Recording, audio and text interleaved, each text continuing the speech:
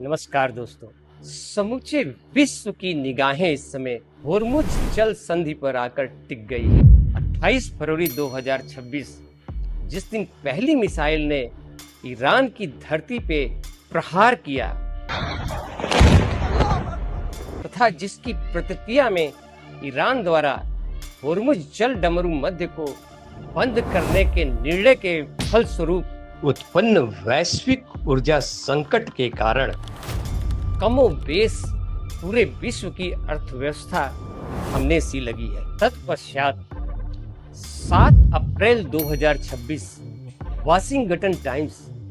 America की एक स्थानीय दैनिक अखबार के हवाले से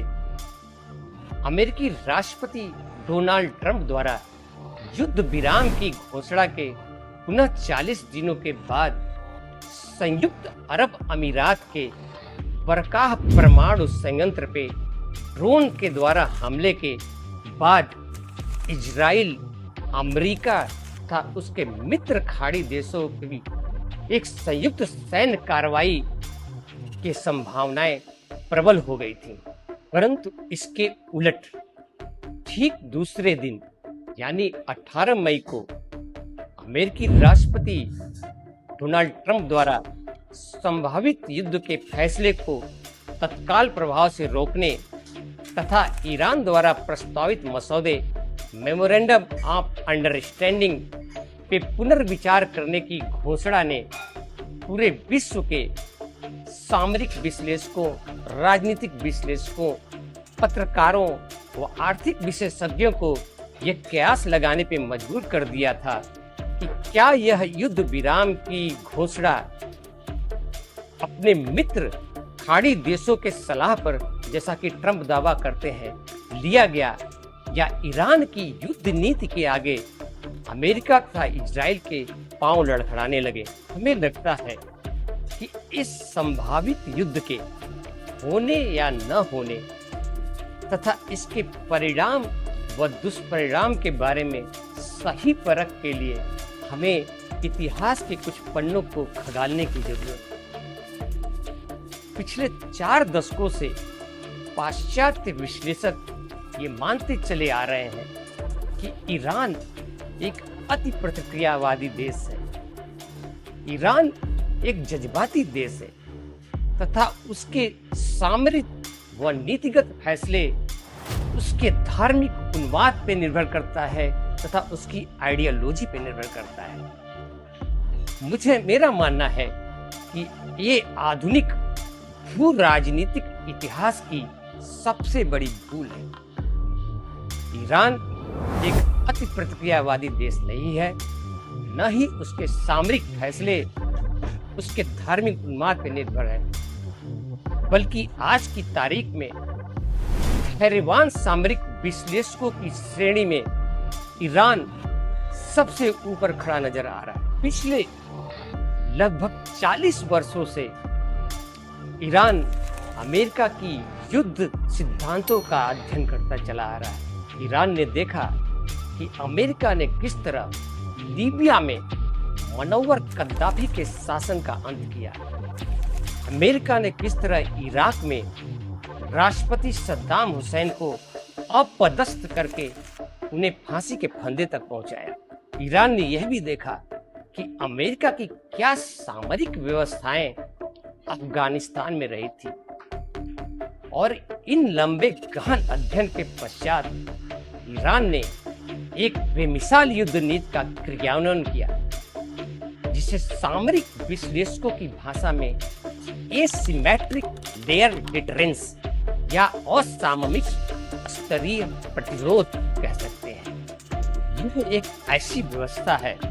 जिसमें एक सेना या समूह जो अपने आप को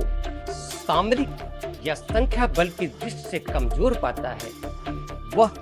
गैर पारंपरिक तरीकों, गैर पारंपरिक आविष्कारों तथा गैर पारंपरिक युद्ध नीतियों का अनुसरण करता है। इसके प्रत्यक्ष उदाहरण मैं आपको आगे 3 बिंदुओं में प्रस्तुत करूंगा। पहला, ईरान आज अत्याधुनिक राडार सिस्टम का प्रयोग कर रहा है, जिससे दुश्मन के किसी भी वार को भांपने की अभूतपूर्व क्षमता है। दूसरा, ईरान आज जियो सैटेलाइट इंटेलिजेंस यानी कि भू स्थानिक बुद्धिमत्ता का प्रयोग करने लगा है, जिसकी सहायता से ईरान इजराइल तथा खाड़ी देशों के प्रमुख सैन्य ठिकानों, सैन्य गतिविधियों, बंदरगाहों तथा तेल भंडारण के डिपो व तेल संशोधक कारखानों जो उसके प्रमुख लक्ष्य है की विस्तृत जानकारी प्राप्त कर रहा है। अपुष्ट सूत्रों के अनुसार इसमें रूस का भी काफी बड़ा योगदान है। तीसरा, और मुझे लगता है शायद ये इन तीनों में सबसे महत्वपूर्ण है, जिसके बारे में पूरे विश्व की मेन स्ट्रीम मीडिया अभी तक बात नहीं कर रही। सिर्फ इजराइल और अमेरिका तथा उसके मित्र खाड़ी देश ही नहीं जो इस युद्ध में परोक्ष या अपरोक्ष रूप से शामिल हैं, बल्कि पूरे विश्व के लिए ये हैरान कर देने वाली खबरें हैं कि किस तकनीक के द्वारा ईरान अपने प्रतिद्वंदी सेना के सैन्य तथा सामरिक ठिकानों का 100% आकलन करके बिल्कुल सटीक व समयबद्ध तरीके से प्रहार करके उन्हें नष्ट कर दे रहा है। मेरे प्यारे दोस्तों, ऐसा इसलिए संभव है कि ईरान ने पिछली खाड़ी युद्ध जून 2025 में जो करीब 12 दिनों तक चली थी, उससे सबक लेते हुए जनवरी 2026 में अमेरिका द्वारा संचालित जीपीएस सिस्टम जो हमारे पूरे भारतवर्ष में हर एक मोबाइल में यूज हो रहा है, उसको पूर्णतया त्याग कर, उसको पूरी तरह से हटाकर उसकी जगह पे चीन द्वारा निर्मित व संचालित P-23 सैटेलाइट काउंसिलेटर का प्रयोग करने लगा है। ये सैटेलाइट काउंसिलेटर अपने लक्ष्य की जीपीएस की तुलना में कई गुना शुद्ध व सटीक स्थिति से अवगत कराता है। दोस्तों, अगर आपको हमारा ये संरचनात्मक विश्लेषण पसंद आया हो तो कृपया इस वीडियो को लाइक करें, और अगर आप चाहते हैं कि हमारे आगे के वीडियो के बारे में आपको अग्रिम सूचना मिले तो कृपया इसे सब्सक्राइब करें तथा बेल आइकन को भी दबाएं। और अगर आप इस या किसी अन्य टॉपिक पर हमारा विश्लेषण चाहते हैं तो कृपया कमेंट सेक्शन में हमें सूचित करें। आपके सुझावों का हमें बेसब्री से इंतजार है। मेरे साथियों, एक तरफ जहां तमाम देशों के युद्ध विशेषज्ञों के अनुसार अमेरिका तथा इजराइल ईरान के खिलाफ इस युद्ध को महज कुछ ही दिनों में जीतने वाले थे, इस युद्ध के शुरू होने के 90 दिनों के बाद भी न तो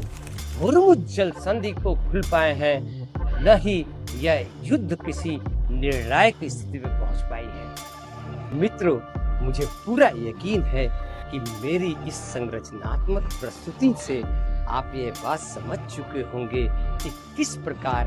ईरान ने अत्याधुनिक तकनीकी तथा कुशल युद्ध नीति के द्वारा अमेरिका तथा इजराइल जैसे महाशक्तियों को घुटना टेकने व अपने निर्णय पर पुनर्विचार करने के लिए मजबूर कर दिया। बहुत बहुत धन्यवाद दोस्तों।